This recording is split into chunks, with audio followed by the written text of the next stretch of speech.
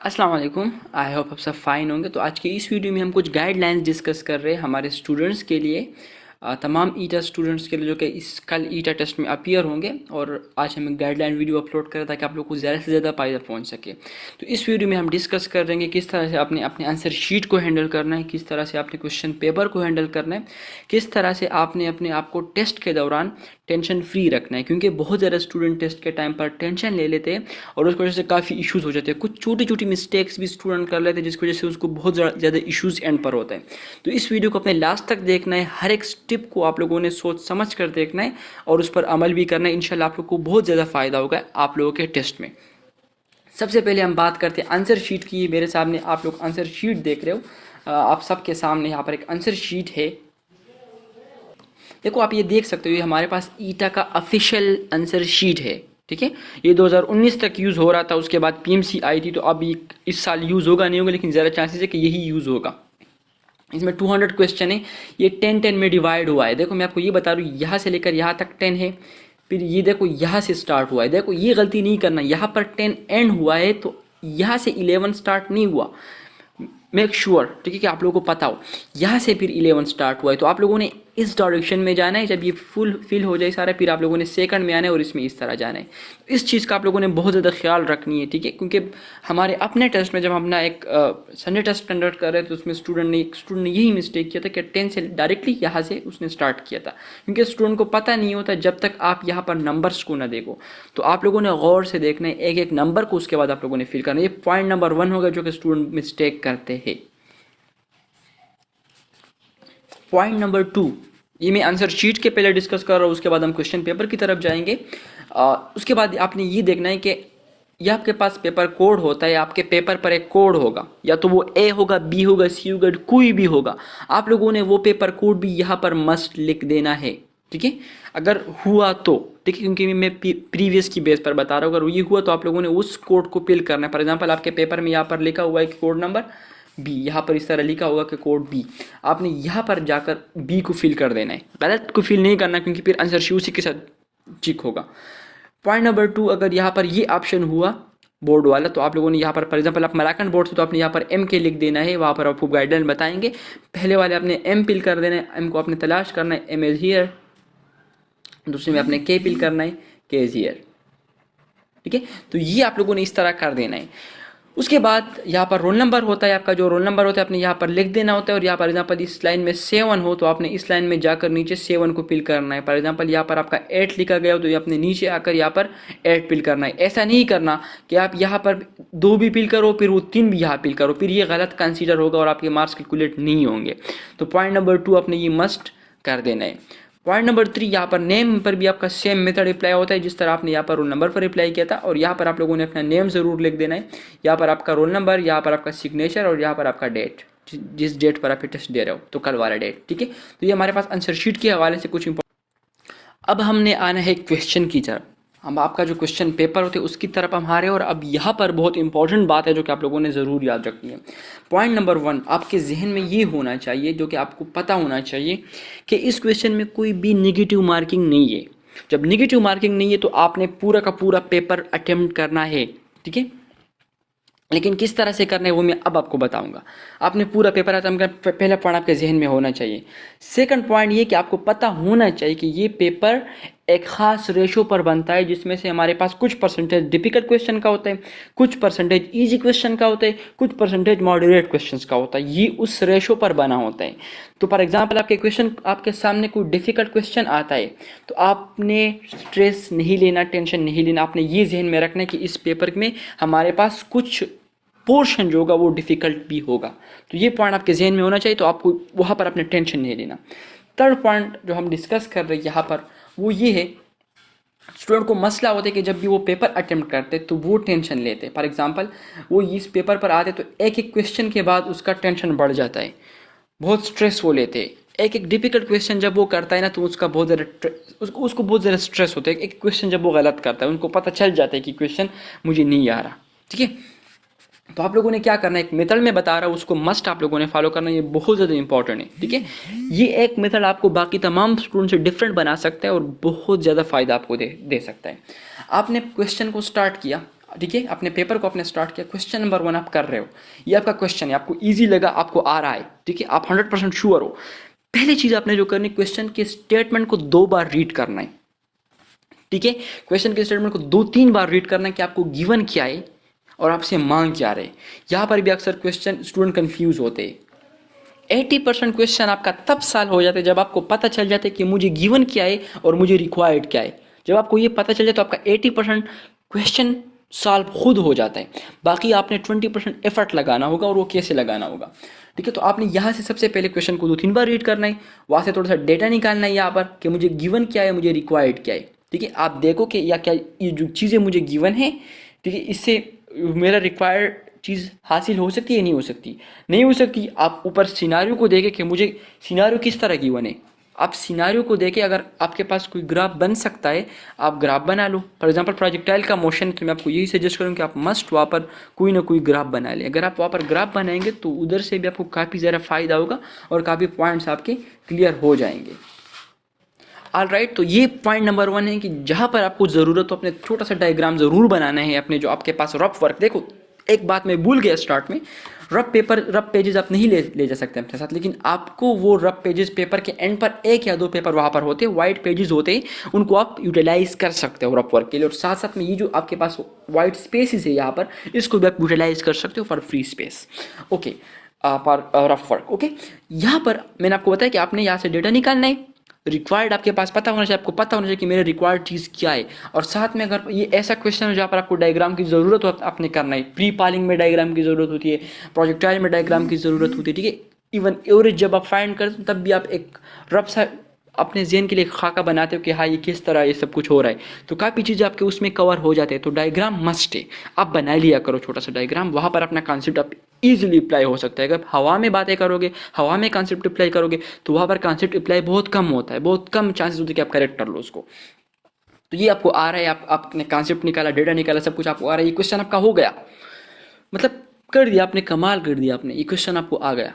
बस आपने क्या करना है, यहाँ पर डबल टिक लगा देना है। यहाँ पर आकर आपने, मैं यहाँ पर से पिन उठा लूँ अपना, मैं अपना डायलर उठा लूँ, और यहाँ से आपने इसको क्या कर देना है, इसको फिल कर देना है।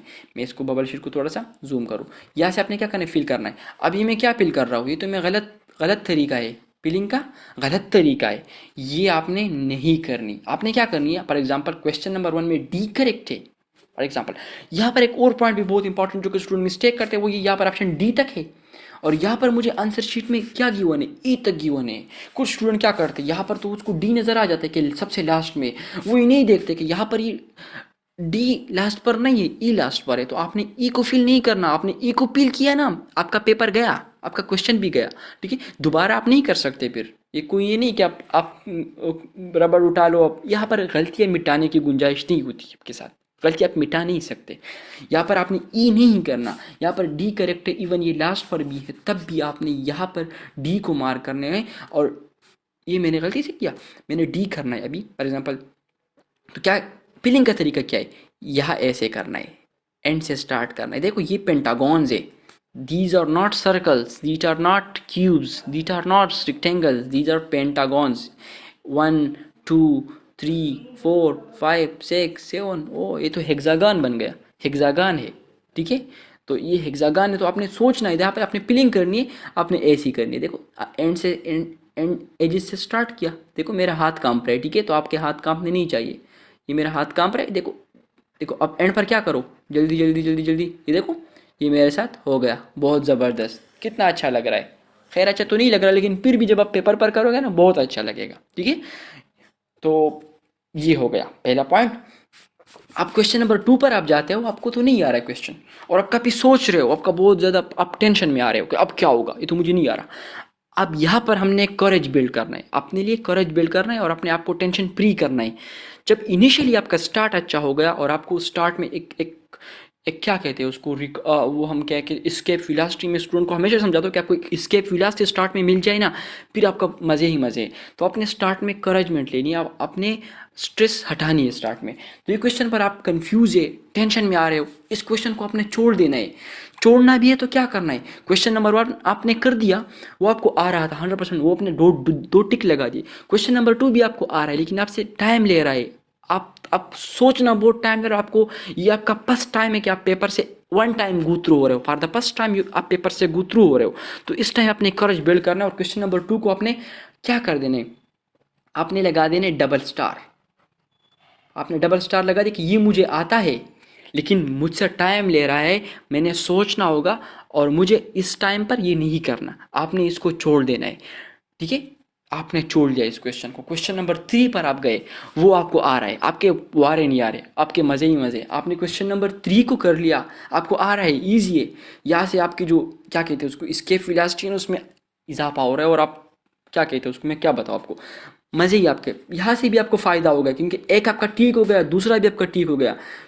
आपने टेंशन नहीं ली, 2 नंबर क्वेश्चन पर आपने टेंशन नहीं ली, आपने स्ट्रेस नहीं ली, लेकिन वो आपको आता है। एक जहन में एक और करज आ गई, वो तो मुझे आता है, एंड पर मैं करूँगा। आपने छूट दिया, आपने एंड पर वो भी करना है। तो आपका जैसे जैसे आप जाते हो आपकी करज बढ़ रही है। क्वेश्चन नंबर 4 को देखिए। क्वेश्चन नंबर 4 भी आपको अब क्या कर रहे हैं इसमें, ये भी फॉर एग्जांपल क्वेश्चन नंबर 2 को हमने छोड़ा था, उसमें ये था कि उसमें कैलकुलेशन ज़्यादा थी और सोचना बहुत ज़्यादा था। क्वेश्चन नंबर 4 में आप थोड़ा कंफ्यूज हो कि इसमें इसमें ए कैरेक्टर के बी कैरेक्टर, आप कंफ्यूज हो, 2 पॉइंट में कंफ्यूज हो कि इसका ए मैंने पढ़ा था या मैंने बी पढ़ा था, फिर आप सोचो में जा रहे हो। ठीक है, यहाँ पर भी आपने क्या कर देना है। ठीक है, क्योंकि आप हो सकता है एंड पर आपको याद आ जाए, तो यहाँ पर भी पॉसिबिलिटी आपके पास है कि एंड पर याद आ जाए। यहाँ पर भी आपने मजीद टाइम वेस्ट नहीं करना क्योंकि ये आप फर्स्ट टाइम थ्रू पेपर जा रहे हो, फर्स्ट टाइम पेपर के गो थ्रू आप हो रहे हो, तो आपने क्या करना है, इसको 1 स्टार लगा देना है।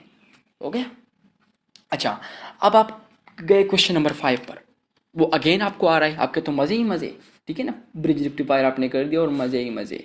ठीक है, तो इस पर अपने दो टिक लगा दिया और आप गए वहाँ पर, क्या क्या किया आपने, आपने गए वहाँ पर आपने 5 में सी लगा दिया, सी लगा दी। अब यहाँ पर आपने गलती नहीं करनी, आप ऐसा ना करो कि डी लगा दो, क्योंकि आप कहेंगे कि लास्ट वाला ई डी होगा, लास्ट वाला डी नहीं है, यहाँ पर लास्ट वाला ई है।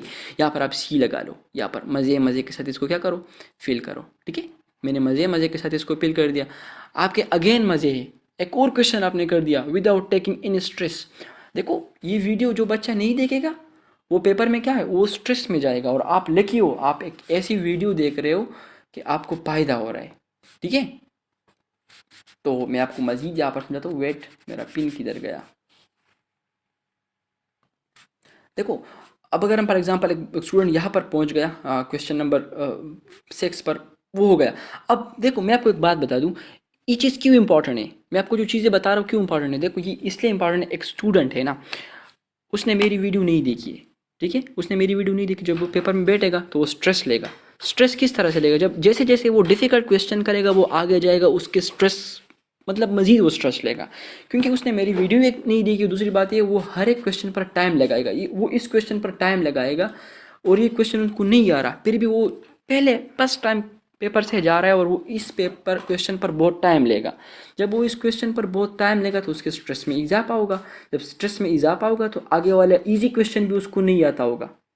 वो उसने क्योंकि उसने पिछले क्वेश्चन पर स्ट्रेस लिया तो इजी। तो इसलिए हमारा टारगेट ये है कि जब हम फर्स्ट टाइम पेपर से गो थ्रू हो रहे, फर्स्ट टाइम हम पेपर कर रहे, तो हमने क्या करना है कि हमने पेपर को सारे इजी क्वेश्चन जो मुझे आ रहे हैं उनको मैंने डबल टिक कर देने और वो मैंने करने। जो जो आपके सामने डिफिकल्ट आ रहा है, जो जो आपको नहीं आ रहा है, ठीक है, उस पर भी आपने डिफरेंट सिंबल लगाने। ठीक है, उसको ऐसे नहीं छोड़ना, उस पर सिंबल ज़रूर लगाने कि ये इसमें यहाँ पर क्या मसला है, क्यों मुझे नहीं आ रहा। वो सिंबल का तरीका मैंने आपको सिखा दिया। तो मेजॉरिटी ऑफ स्टूडेंट क्या करते हैं, वो पेपर में जब आ जाते तो वो ऐसा करते कि वो स्टार्ट से ही हर एक क्वेश्चन पर सोचना स्टार्ट कर देते। इस क्वेश्चन पर उसने इतना सोचा इतना सोचा इतना सोचा ना कि वो मजीद उसकी स्ट्रेस में इजाफा हुआ। और जब वो क्वेश्चन नंबर 8 तक पहुंचा तो वो इसको आ रहा था, लेकिन उस स्ट्रेस की वजह से जैसे जैसे वो आगे जाएगा वो इजी क्वेश्चन उसके गलत होंगे। तो आपको पता होना चाहिए कि 30% आपके पेपर में क्वेश्चन क्या होंगे, 30% ईजी होंगे। देखो, 30% बहुत ईजी होंगे। तो फर्स्ट अटेम्प्ट पर 30% ईजी और वो 20% मॉडरेट में से एटलीस्ट 10% मॉडरेट आपके सारे के सारे हो जाने चाहिए। ठीक है, और वो तब होगा जब आप वो डिफ़िकल्ट क्वेश्चन पर डबल क्रॉस लगाएंगे। अब एक क्वेश्चन आपको बिल्कुल नहीं आ रहा, बहुत डिफ़िकल्ट है, बहुत ज़्यादा मुश्किल है और नहीं आ रहा आपको, उस पर आपने डबल क्रॉस लगा देना है कि मुझे नहीं, आपने डबल क्रॉस डबल स्टार में फिर फ़र्क कर देना है। देखो, तो जैसे जैसे आप आगे जाएंगे तो आपको क्या हो रहा है, आपको फ़ायदा हो रहा है, बहुत ज़्यादा आपको फ़ायदा हो रहा है। तो इसलिए आप लोगों ने ये चीज़ें ज़रूर करनी है। ओके, तो ये भी एक हमारे पास तरीका हो गया है। ओके हो गया तो हमने इस तरह इसको हैंडल करना है at the start of paper. ठीक है, ये मैं वो चीज़ें बता रहा हूँ जब आपने पेपर आपको मिला और आपने फर्स्ट टाइम पेपर को स्टार्ट किया। दूसरी गलती आप लोगों ने ये नहीं करनी, और वो ये है कि आप लोगों ने पूरे पेपर को रीड नहीं करना। ठीक है, देखो कुछ स्टूडेंट क्या करते हैं कि पूरे पेपर को एक बार रीड करते हैं उसके बाद स्टार्ट करते हैं। ये मिस्टेक भी नहीं करनी जो मैंने स्टार्ट में बताया कि आप लोगों ने बस स्टार्ट ले लिए। ठीक है, मैंने स्टार्ट ले लिया। ठीक है, अब फॉर एग्जाम्पल ये क्वेश्चन में आपने कभी कभार थोड़ा सोचना है। ठीक है, अच्छा, अब देखो यहाँ पर the graph between, for example एक क्वेश्चन मुझे आया है 55 पर, the graph between kinetic energy E and velocity V S. देखो अब आप यहाँ पर देखो, अगर आप क्वेश्चन ये अपने पास इक्वेशन नहीं लिखेंगे तो ये क्वेश्चन आपके लिए मसला होगा। तो आपने क्वेश्चन के इक्वेशन को लिख देने, रिलेशन को लिख देने कि हाफ एम वी स्क्वायर है मेरे साथ, यहाँ पर हाफ और एम हमारे पास कांस्टेंट है, तो kinetic energy is directly proportion to V square. ये मेरे पास एक रिलेशन आ गया और मेरे साथ चीज़ मेरे साथ बहुत ईजी हो गया। ठीक है, क्योंकि अगर आपने ये ड्रा नहीं किया होता, आपने लिखा नहीं होता, तो आपके पास फिर मसला होता। अब यहाँ पर देखो, अगर इसको आप ड्रा करोगे ना, इसमें आप पुटिंग करोगे, फॉर एग्जाम्पल आपको नहीं पता इसका ग्राफ कैसे बनेगा, लेकिन मैं आपको शॉर्ट ट्रिक बता रही हूँ कि जब भी स्क्वायर रिलेशन होगा, स्क्वायर रिलेशन हमेशा हमारे साथ पैराबोलिक होगा। तो इसका पैराबोलिक तो ठीक है, लेकिन आपको नहीं पता कि इसका स्क्वायर रिलेशन पैराबोलिक होता है। यहाँ पर आप आ जाइए, यहाँ पर मैं आपको एक तरीका बता दूँ। ये मेरे पास ग्राफ हो गया, यहाँ पर आपके पास E is directly proportion to B square. ठीक है, आप देखो वी में मैंने पुटिंग करनी है और ई मेरे पास आएगा।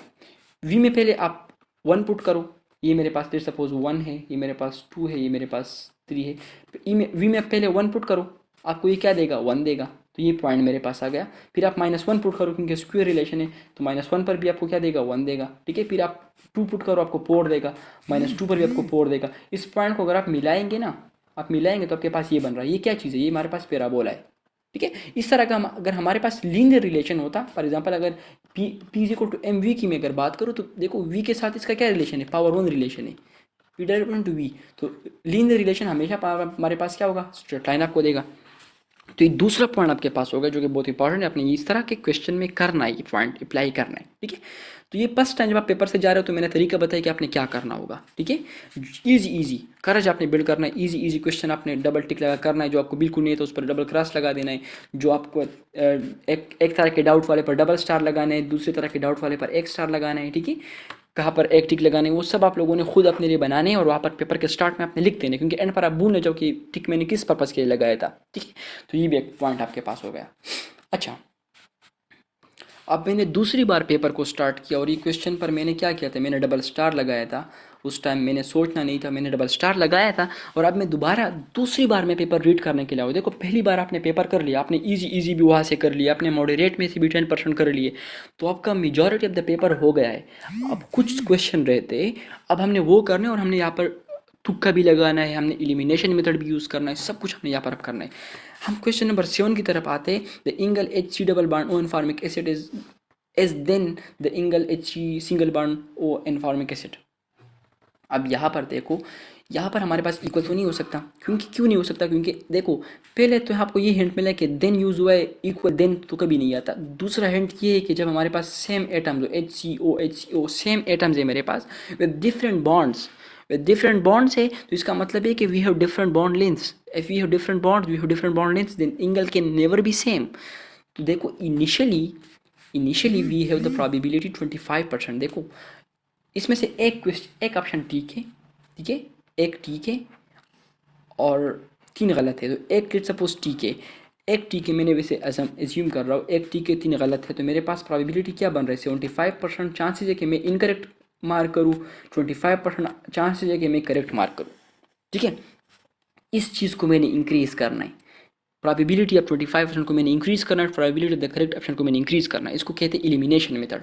और ये कैसे पॉसिबल है, सबसे पहले आप यहाँ पर देखो 25% है मेरे पास, तो पहले बात देखो इक्वल तो नहीं हो सकता, रिमूव हो गया, तो मेरे पास क्या बचा, जब ये रिमूव हो तो ये मेरे पास 33 पर चला गया, 33% पर चला गया। Wow that's great. अब नेक्स्ट मेरे पास क्या है कि मेरे पास नॉन भी नहीं हो सकता, क्योंकि मेरे पास या तो ग्रेटर हो गया सेम होगा, नॉन क्या चीज़ है। ठीक है, यहाँ पर तो इसकी कोई मतलब ही नहीं है, तो ये भी रिमूव हो गया मेरे पास। तो मेरे पास प्रोबेबिलिटी जंप कर गई 55% तक। तो 55% क्या कैसे, it is just head and tail task है हमारा। जब हम टास्क करते हैं ना, एक उसमें करेक्ट हो जाता है। ठीक है। तो ये मेरे पास टास्क बन गया। तो आपको ये क्वेश्चन आ ही नहीं रहा था, फिर भी आपके पास प्रोबेबिलिटी 25% हो गई, तो आपका तुक्के की चांसेस है कि वो लग जाए। ऐसा लगेगा आपका तुक्का ना कि मैं वो क्या बता रहा हूँ, बिस्मिल्लाहिर्रहमानिर्रहीम, और आपने किसी एक पर लगा देना है। ठीक है, बिस्मिल्लाह ज़रूर पढ़ना है और किसी एक पर आपने लगा देना है। ठीक है, और किस तरह, बिस्मिल्लाहिर्रहमानिर्रहीम। ठीक है, ऐसा नहीं करना कि बस आंखें बंद करके, कुछ लोग क्या करते हैं, आंखें बंद करते हैं, ये उंगलियां इस तरह फेरता है और जहाँ पर रुक गया तो कहते हैं ये मैंने फिल करना है। ऐसा नहीं होता, ये मेथड होता है। ठीक है, यहाँ पर आपके पास दो ऑप्शन बन गए। खैर, आप ए बी पर फिर आंखें बंद करके आप वो कर सकते हो, बिस्मिल्लाहिर्रहमानिर्रहीम, और फिर क्या होगा, एक पर आ जाएगा, वो आपने क्या करना है, लगा देना है। ये उस केस में जब आपको आता नहीं हो, ऐसा नहीं जो आपको आ रहा हो और आप उस पर बिस्मिल्लाहिर्रहमानिर्रहीम और अपने से एक तुक्का लगा दो, वो नहीं करना। ठीक है, तो ग्रेटर था, मैंने ग्रेटर लगा दिया। ये था एक तरीका, ये हमने कर दिया। अब मैं आगे जाकर एक और ट्रिक समझाता हूँ आप लोगों को, वो भी एलिमिनेशन पर्पस के लिए। देखो नेक्स्ट। अच्छा, जल्दी जल्दी बता रहा हूँ, ये क्वेश्चन आप लोगों ने मस्ट याद रखना है। F3 bulbs 20 watt, 40 watt, 70 watt are connected in series को देखो। ठीक है, जब सीरीज़ में हो, जो सबसे कम होगा उसकी क्या होगी, हमारे पास ज़्यादा होगी। ठीक है, तो यहाँ पर एक करेक्ट, अगर पैरेलल में हो, ठीक है, जो सबसे ज़्यादा होगा वो हमारे पास ज़्यादा ब्राइटनेस का। तो ये पॉइंट आप लोग याद रखना, ये ईटा का बहुत फेवरेट क्वेश्चन है और ये अक्सर आता है। ठीक है, पैरेलल के लिए ज़्यादा और हमारे पास सीरीज़ के लिए सबसे कम वाला। ठीक है, तो ये पॉइंट हो गया। मैं दूसरे तरफ जाता हूँ, एक ये क्वेश्चन है। ठीक है, यहाँ पर भी हमने एलिमिनेशन मेथड इस्तेमाल करना है, क्योंकि देखो, which of the following transition in hydrogen emits atom emit proton, emit use हुआ है। ठीक है, इमिशन, तो अपने यहाँ पर साइड पर अपने साथ लिख देना कि मेरे पास इमिशन हो रहा है। ठीक है, द लोवेस्ट फ्रिक्वेंसी, ठीक है, लोवेस्ट फ्रिक्वेंसी भी यहाँ पर आपके पास एक कोड यूज हुआ है। देखो, इमिशन के लिए हमारे पास क्या होगा, जब इमिशन होगी तो हमारे पास हाइयर से लोअर पर आएगा। तो जहाँ जहाँ पर लोअर से हाइयर पर है, देखो यहाँ पर मैंने रिमूव कर देना है, क्योंकि 1 to 2 है, यहाँ पर एब्जॉर्प्शन होगी 2 to 6 है। ठीक है, यहाँ पर भी मेरे पास क्या होगी, एब्जॉर्प्शन होगी, तो 1 और 2 रिमूव हो गए, मेरे पास ये दो रह गए। ठीक है, देखो जहाँ पर गैप हमारे पास कम होगा N2 to 1, तो यहाँ पर हमारे पास हाईएस्ट होगी, हाईएस्ट फ्रिक्वेंसी, और यहाँ पर 6 to 2 हमारे पास लोवेस्ट फ्रिक्वेंसी। ठीक है, तो ये हमारे पास होगा। थैंक यू फॉर वॉचिंग, अल्लाह हाफिज़, best of luck for your eta.